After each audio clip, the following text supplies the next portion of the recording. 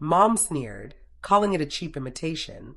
My niece grinned, holding my iPhone 17 Pro as if it were some toy from a cereal box. Her little voice rang far louder than anyone should allow. And just like that, the entire dining room erupted in laughter. "Don't worry, she can buy another 10, my brother said, smug and sharp. "That's what she's for, right?" Their laughter swirled around me like smoke from a fire I hadn't started. The clatter of forks, the scraping of chairs, the lemon-scented roast drifting through the air. It all melted into one sensation. Humiliation disguised as family affection. "Hi, I'm Celine Marlowe. I'm 31, and for too long, I've been the invisible credit card of the family, the silent safety net. The one who swallows words while everyone else indulges in comfort." My niece tilted the phone, studying it. "Feels fake," she said, her childish cruelty borrowed from her mother. Then, as if flaunting her power, she bent it. The jagged snap of glass, the metallic groan of something costly breaking under careless fingers, pierced me like a bullet. Laughter roared louder, drowning out any chance of dignity. "She didn't. Oh my God, it's just a phone." "Celine, relax. Kids these days." I picked up the pieces, two fractured halves reflecting the chandelier above, like broken mirrors. My fingers didn't tremble. That's the detail nobody noticed. That calm, unnerving steadiness. "Enjoy lunch," I murmured, sliding the ruined phone into my bag, as one might lay a body into a coffin. No one heard the steel in my voice. They were too busy eating, too busy mocking, too busy forgetting I wasn't theirs to break. That night, the house was quiet. My desk lamp cast shadows across unpaid bills, each one bearing only my name. I opened my laptop, scrolled to the section labeled Tuition Niece, and rested my hand on the trackpad. One click, $900 gone. The payment erased, gone permanently. Phones break. Glass shatters. Laughter fades. But silence cuts sharper than any scream. And tonight, the silence belonged to me. I didn't sleep that night. Sleep is mercy, and mercy had no place left in me. Instead, I sat by the window, October air pressing cool against the glass, letting the quiet become my ally. The shattered halves of my phone lay on the desk, catching lamplight like jagged ice, a reminder, a promise. The next morning, the first call came. "Celine." My brother's voice was tight, rushed. The school called payment bounced some kind of mistake. That word, mistake, hung in the air like perfume after someone leaves. He still saw me as the woman who swallowed humiliation and paid on time. "No mistake," I said, my voice smooth, controlled. I ended it. Silence. Then a sharp intake of breath. "Ended? What the hell are you talking about?" "That's her future." I thought of my niece laughing while bending the phone in her hands, her small fingers gripping power she didn't earn. I remembered the table erupting with applause at my humiliation. Her future is in her parents' hands now, not mine. The slam of the receiver rattled me like a drumbeat. A line had been drawn, one they never believed I had the courage to mark. By Sunday evening, my sister-in-law stormed into my house uninvited, her perfume hitting the air before her words even came. "You're sick," she spat, earrings swinging like pendulums. "She's a child. You're ruining her life over a phone." I stood in the doorway, calm, arms crossed. "I'm not ruining anything. I'm just showing her what you all taught her. Actions have consequences." Her laugh was brittle, sharp. "Well, find another way. You think you're the only one with money. You think we need you." Her words were knives, but I saw it, the flicker of fear behind the defiance. For years, I'd been the quiet engine powering their show of wealth. Private school, designer clothes, vacations, they all ran on my silent generosity. "You've mistaken me for your safety net," I said softly. That net just snapped. She left, slamming the door so hard a frame rattled. But in the stillness that followed, I felt it. Power not given but reclaimed. By Wednesday, the ripples became waves. My niece's school sent the official letter. Tuition terminated. Enrollment suspended. The envelope arrived at my brother's house like a verdict. And as I expected, the family meeting was called. They didn't call it a meeting, just Sunday lunch, but I knew better. When I walked in, the air was different. Heavy. No laughter. No mockery. only sharp eyes tracking me as I set my bag down. My brother spoke first. Celine, do you have any idea what you've done? Do you know how hard it is to get a child into a private academy like hers? She'll lose her spot permanently. Before we dive in, don't forget to subscribe to my channel for more gripping stories like this. I met his stare with silence. Sometimes silence carries far more weight than a shout ever could. My sister-in-law leaned forward, her voice dripping with sweet poison. You've always been dramatic, but this is beyond the line. You humiliated us in front of the school board. Parents talk, you know. Do you want your niece to be treated like trash? I almost laughed. Funny, I said, my voice low and steady. You didn't mind when she treated me like trash at this very table. The room stiffened. They weren't used to hearing me speak with such sharpness. My mother, always the peacemaker, finally spoke. Celine, sweetheart, she's just a child. We all overreacted. Be the bigger person. Reinstate the payments and we'll move on. Her words hit heavy, but I could see the pattern. Always me, the bigger person. Always me swallowing the pain so they could smile. I lifted my gaze slowly, deliberately. No, I said just one word, but it sliced through the room like a knife. My niece, sitting at the far end of the table with her arms crossed, muttered, "It's just school. Mom says we'll find another." Her casual dismissal sparked a cold fire inside me. Even now she hadn't learned. Entitlement dripped from every syllable. I stood, letting her realize what another truly meant. The silence that followed was the kind that makes people shift uncomfortably in their seats, louder than any scream. I left before dessert even touched the table. 3 days later, the letter arrived. This time it wasn't a warning. It was final, effective immediately. Your child's enrollment had been terminated due to non-payment. I didn't need to see my sister-in-law crumble as she read it, or my brother slam his fist against the kitchen counter. The news traveled fast enough. By evening, my mother appeared at my door, cardigan clutched tightly, her voice trembling with shame and anger. "Celine, this is family. Family." I asked, voice even. "You don't turn your back on blood." Blood. Such an easy word to throw around when it meant bleeding me dry. I gestured for her to sit, but she hovered near the door, as if proximity might protect her. "Mom," I said evenly, "I've paid nearly $50,000 over the years for her education. And in return, I was mocked, laughed at, disrespected. She's a child. She's a mirror," she said. I cut in sharply. A mirror of the adults around her. "Do you really think she learned entitlement in a vacuum?" Her lips pressed into a thin line. Silence stretched between us. Meanwhile, at my brother's house, reality sank in. Public school wasn't optional anymore. It was the only choice left. Whispers spread fast among their circle of wealthy friends. She'd lost her spot. They couldn't afford it. My sister-in-law hated whispers more than anything. Reputation was her oxygen, and I had just snatched the air from her lungs. That Sunday, the phone rang again. My brother's voice was stripped of its usual bravado. "You don't get it, Celine. They're talking about us, about me not providing.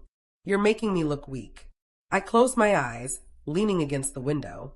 "You did that yourself the day you laughed while your daughter destroyed what I worked for. Actions have consequences, remember?" A long pause, then a hissed reply. "You'll regret this." But I realized something as the call ended. Regret was their word, not mine. For the first time in years, I didn't feel like their wallet. I felt something sharper, steadier, and they hadn't even seen the cost yet. The first Monday of public school came like a storm over their manicured house.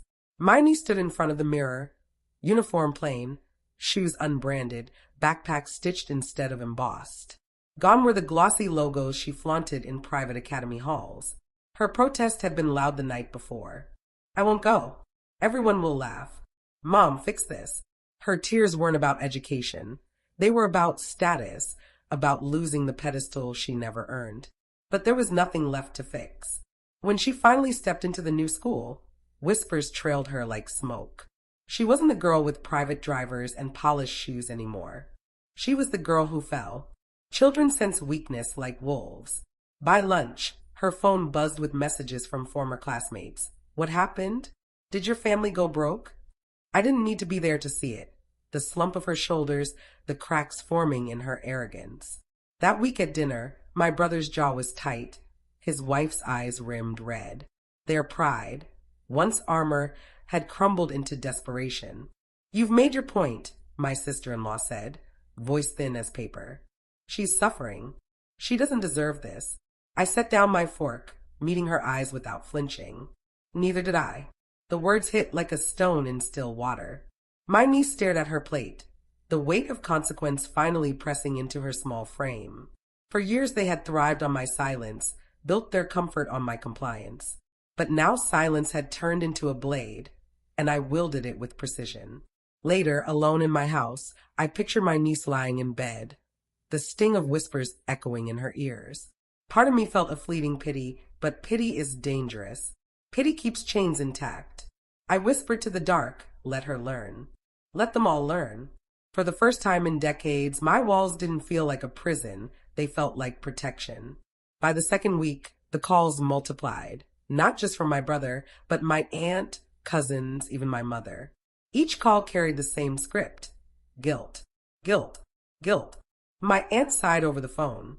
"Families fight, but you don't let children pay the price." "She paid nothing," I said, calm but firm. "And that's the problem. Everything was handed, nothing owned." Then came the ambush. I walked into my mother's house one evening for what she called tea. The living room was already full. My brother, sister-in-law, and my niece, eyes swollen from crying. My mother sat stiff, clutching her rosary like a shield. "This has to stop," my brother snapped. "We're family, Celine.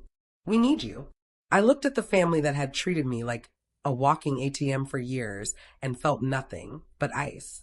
"Need me or need my money?" His wife leaned forward, voice trembling with rehearsed sincerity. "We're sorry." "She's sorry, right, honey?"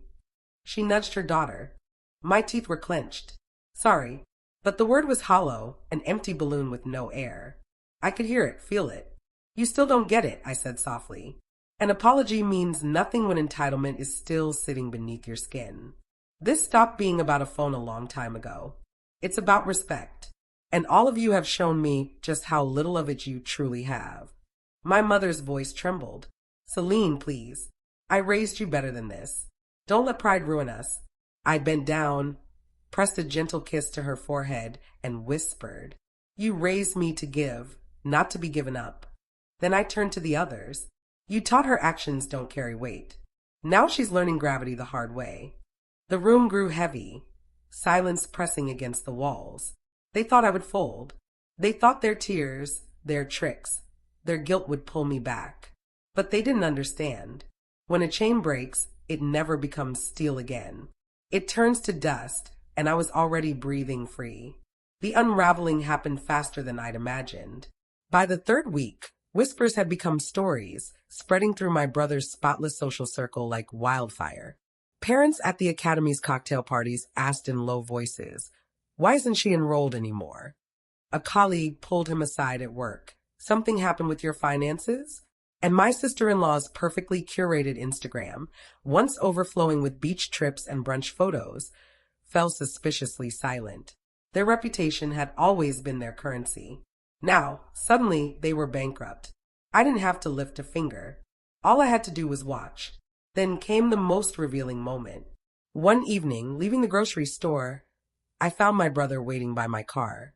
His tie was undone, his face pale with exhaustion.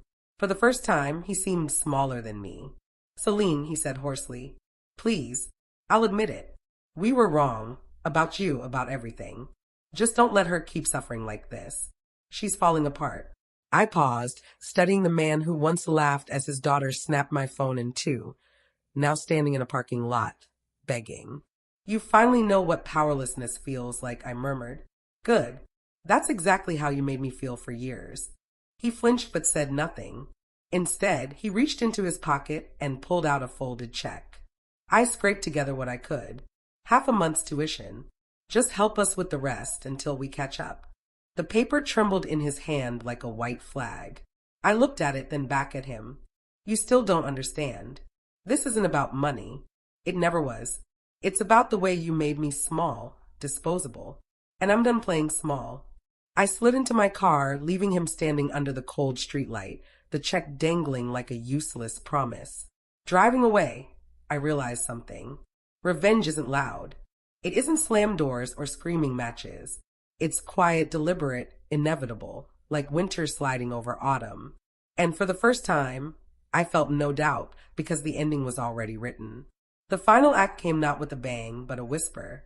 A month later, the private academy released its new admissions list. My niece's name was gone, erased like chalk on wet pavement. There would be no waiting list, no return, no second chances. The door was closed for good. I heard it first from my mother. Her voice cracked over the phone. She's devastated, Celine. She cries herself to sleep. The other kids mock her, call her discount queen. I closed my eyes and drew in a long breath. It wasn't joy I felt nor cruelty. It was balance. The scales finally aligned. That Sunday, the family gathered without their usual show.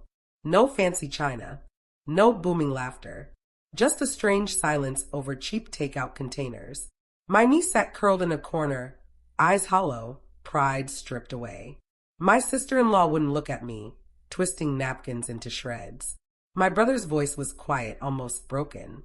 You won, he said simply. I set my fork down. This was never about winning. It was about ending the cycle. I gave too much. You took too much. And she learned that taking was her right. Now she's learning something else. The room sagged under the weight of unspoken words, but for the first time no one argued. No one mocked. No one laughed.